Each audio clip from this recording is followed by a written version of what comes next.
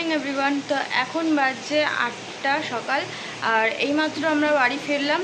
আর এসেই ঘরে তো এখন কাজে লেগে পড়তে হবে।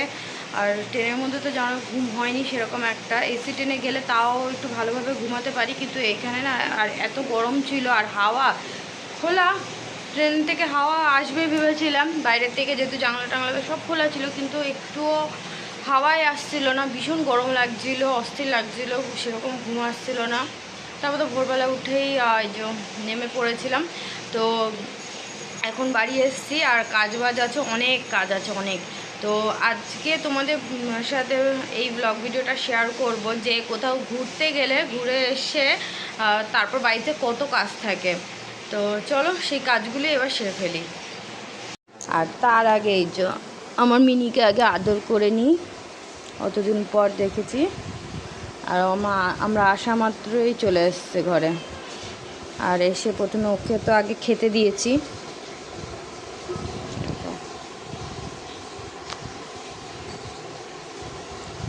অনেক দিন এরকম আদর খাইনি, তো আদর খাওয়াতে চুপচাপ বসে পড়েছে।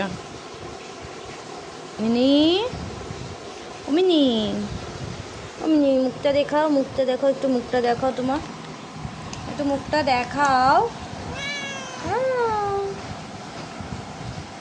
কি আছে? রোগা হয়ে গেছে একদম, চেহারা কেমন হয়ে গেছে, ধরছি না, হাড্ডি হাড্ডি লাগছে ওর। কি আমি কাজ করিনি, ঠিক আছে? তো সবার প্রথমে ঘরে আসার পর যেই কাজটা থাকে সেটা হচ্ছে বিছানা গোছানো। তো সবার প্রথমে আমি বিছানার চাদরটা চেঞ্জ করি, আর তারপর যে কোনো কাজে হাত দিই। তো এখানে বিছানার চাদরটা চেঞ্জ করছি, আর সাদা চাদর পাচ্ছি। আর সাদা চাদর পাতলে না ও কী ভাল লাগে, নোংরা হলে ততটাই খারাপ লাগে, কিন্তু যখন পাতি তখন বেশ সুন্দর লাগে ঘরটাও দেখতে। তো ওই পাশের জানলাটা না আমি সবসময় খুলি না, যেহেতু এতদিন ঘর বন্ধ ছিল, তো আজকে ওই পাশের জানলাটা খুলে দিলাম।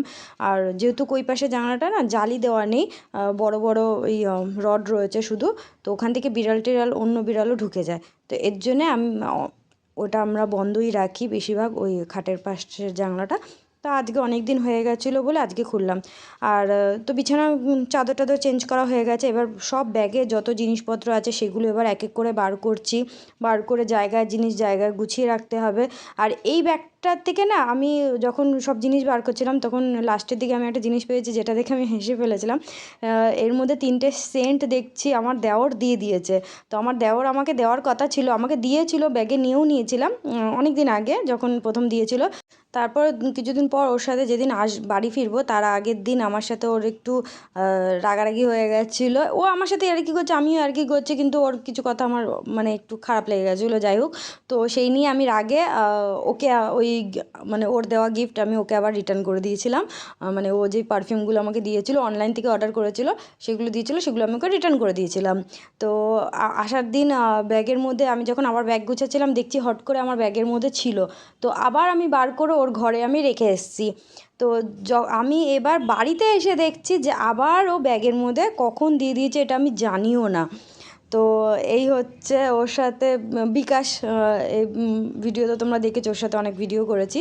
তো ওই আমাকে এই সেন্টগুলো গিফট করেছে। তো আমি তো রাগের মাথায় দিয়ে দিয়েছিলাম সেন্টগুলো, আবার যে ও দিয়ে দেবে সেটা আমি জানতাম না, কিন্তু তাতেও আমার রাগ কিন্তু কমেনি। বিকাশ যদি ভিডিওটা দেখছে, কারণ আসার সময় একবারও কথা বলিনি।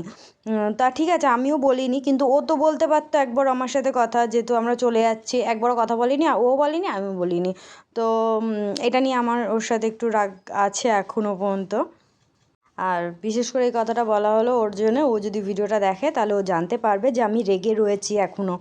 তো যাই হোক, বাদ দাও এইসব কথা। তো এখানে সব এই টলি ব্যাগের জিনিসগুলো আমি বার করে নিচ্ছি। এবার অনেক কাচার আছে, আমার তো মাথা খারাপ হয়ে যাচ্ছে। তো ভাবলাম আজকে সব ভেবেছিলাম কাচবো না, কিন্তু দেখছি যে না, মা মানে আমার শ্বশুরবাড়ি থেকে বললো যে খাবার পাঠিয়ে দেবে, রান্না করো না, যেহেতু বৌদি ওদের তো রান্না করতেই হবে। আর ওখানে শাশুড়ি বৌদি দুজনাই রয়েছে, তো দুজনে হাতে হাতে করে নেবে। একজন বললো ঘরে কাজ করে নেবে, তো একজন রান্নাবান্না করে নেবে, হয়ে যাবে। তো তোমার তো এখানে এক হাতে করতে হবে, তো রান্নাটা করে পাঠিয়ে দেবে। তো এর জন্যে আমার রান্নার চাপ নেই বলে আমি ভাবলাম তাহলে আজকেই সব আমি কাজ একদম ফিনিশ করে নিই, আর অন্য দিনের জন্য রাখবো না। তো এখানে ট্রলি ব্যাগগুলো যখনই আসি ভালো মতন পুছে, যেহেতু আমার শখের জিনিস আমি খুব যত্ন করেই রাখি। তো ওই ট্রলি ব্যাগের যে কভারগুলো আছে প্রত্যেকবার আমি কি করি ওইগুলো সার্ফের জল দিয়ে কেচে দিই, মানে ধুয়ে দিই। তো এবার আজকে পুছে দেবো, আজকে আর ধুচ্ছি না। আর ট্রলি ব্যাগের ভেতর টেতরগুলো একটু ভেজা কাপড় দিয়ে পুছে টুছে নিলাম, বাইরেরটাও ভালো মতন পুছে টুছে নিচ্ছি। আর এই কভারগুলো এবার ভেজা কাপড় দিয়ে পুছে, তো এই কভারগুলো কী করি ট্রলি ব্যাগের ভেতরে রেখে দিই। আর ট্রলি ব্যাগ আমি যেহেতু খাটের ভেতরে রাখি, তো আর একটা প্লাস্টিক কভার রয়েছে আমার কাছে ক্যারি ব্যাগ, তো ওইগুলোতে কভার করে মানে ওর মধ্যে বেঁধে আমি ভেতরে রেখে দিই। এতে কী হয় ময়লা হয় না, আর কোথাও যেতে আসতেও সুবিধা হয়। কোথাও যাওয়ার সময় চট করে বার করলাম, হয়ে গেল, পরিষ্কার করার দরকার পড়ে না। আমি একবারে যখন কোথাও ঘুরে আসি একবারে পরিষ্কার করে রেখে দিই। তো এখানে তো সব জামাকাপড় বার করে নিচ্ছি কাচার জন্যে। শুধু দু একটা জামাকাপড় এমন ছিল যেটা ওখানে একদমই পরা হয়নি, এমনকি আমার নতুন ড্রেস ওটা, কিন্তু আমি পরিনি, ওখানে গিয়ে পরাও হয়নি। এমনকি ঠান্ডার জায়গা, ওখানে তো 3-4 দিন কাটানোর সময় ছিল, কিন্তু আমরা একদিনেই যেহেতু একদিন থেকেই চলে এসেছি, তো ওখানেও শীতের দু একটা জিনিস নিয়ে যাওয়া হয়েছিল যেগুলো লাগিনি, তোমাদের দাদাভাইয়ের লাগিনি, আমারও লাগিনি। তো সেগুলো তো কাচার দরকারই পড়েনি, কারণ ওইগুলো ইউজই হয়নি। তো ওইগুলো আমি কী করলাম, গুছিয়ে আবার আলমারিতে রেখে দিলাম, জায়গার জিনিস যেতে রেখে দিয়েছি। আর এখানে এই যে ট্রলি ব্যাগগুলো এই প্লাস্টিক কভারে রেখে একটু গার্ডার দিয়ে মুখটা বেঁধে নিই, বেঁধে এবার ভেতরে রেখে দেবো। আর তোমাদের দাদাভাই ততক্ষণে চলে এসছে, আর ও বাইরের থেকে নাস্তা নিয়ে এসছে। তো বললো আর সকালবেলা কি এখানে রান্না করবো এখন, তো আজকে কোনো রান্নাবান্নাই করতে হবে না, তো সকালবেলা কচুরি এনেছে, তো সেটাই সকালে ব্রেকফাস্ট করলাম। আর এখানে যখন আমি খাটের ভেতরে ঢুকে পড়েছি, যেহেতু ওই যে ব্যাগগুলো রয়েছে সে কিছু কিছু ব্যাগে যে সোয়েটারগুলো রয়েছে, যেই সোয়েটারগুলো পরা হয়নি তো সেগুলো ঢুকিয়ে দিচ্ছি। আর এখন এই হাইড্রোলিক লাগানোতে আমার ভীষণ ভীষণ সুবিধা হয়েছে। তো যখন তখন খাট তুলে আমি নিজেই একদম গুছিয়ে টুচিয়ে নিই। আর এখন চলে আসলাম এই যে জামা কাপড় কাচার এখানে। তো এতগুলো আমি না পুরো জামা কাপড় বার করিনি, অল্প অল্প করে ভাবলাম কাচি। প্রথমে এতগুলো জামা কাপড় নিয়েছি, আমি ভাবলাম আরও কেচে মেলে দেবো, তারপরে নাহলে একবারে কাচতে গেলে অনেকটা সময়ও লেগে যাবে, আর দেখা গেল যে রোদটা কমে আসলো বা সব শুকালো না। এর জন্য ভাবলাম যে প্রথমে 1-2 বালতি কেচে ছাদে মেলে তারপর আবার কাচবো। জানি তোমরা নিজেরাও জানো কোথাও ঘুরতে গেলে বাড়িতে এসে কত কাজ থাকে, কাচা ধোয়া অনেক কিছু থাকে, তো সেগুলি করছি। তো চলো তোমরাও ভিডিওটা দেখতে থাকো।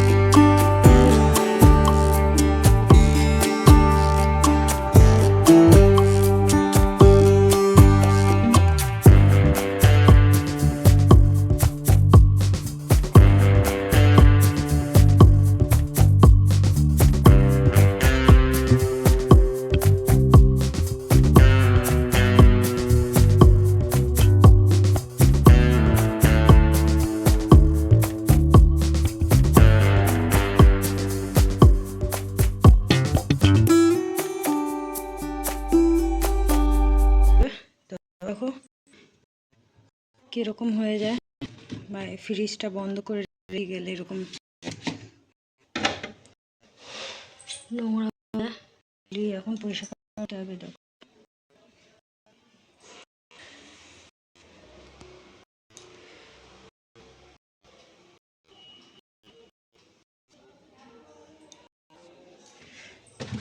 যে বাস্কেট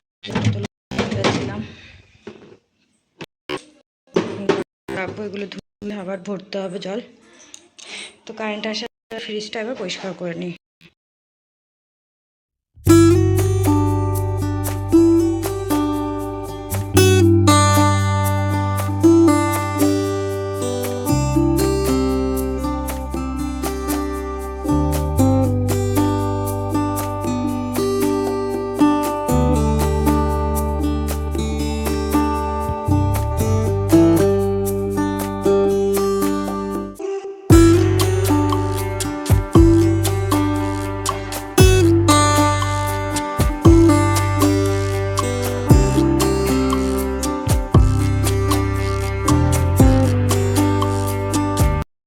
কাজটা যেমন হয়ে গেছে, আর এই যে এই র্যাকগুলো পরিষ্কার করলাম, এই কৌটোগুলো পরিষ্কার করেছি, মেজে ঘষে নিয়ে নিয়েছি।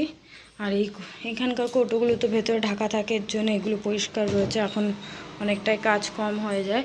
নাহলে ওই বাড়িতে যখন থাকতাম তখন এইটা যখন ছিল না তখন ওই কৌটোগুলো পরিষ্কার করতে হতো শুধু। তো এই র্যাকটা করে নিয়েছি।